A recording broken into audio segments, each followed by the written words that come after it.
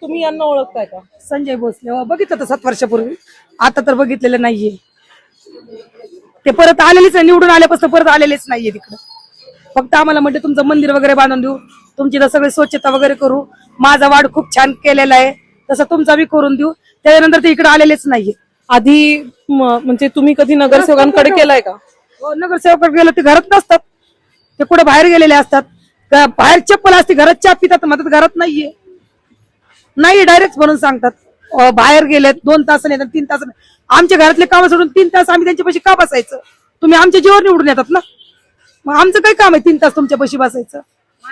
आमदारकीला पण भरपूर जण येतात, भरपूर काय काय आश्वासन देतात, मंदिर बांधून देतो, हे करून देतो, ते करून. लोकांनी अक्षरशः ड्रेनेज वरती घरं बांधल्यात, कुणाला जायला यायला रस्ता नाही, सगळे अडचण. आणि कोणताही आमदार एक टाइम आला, निवडून गेला की वापस इकडे थुकून बघत नाही.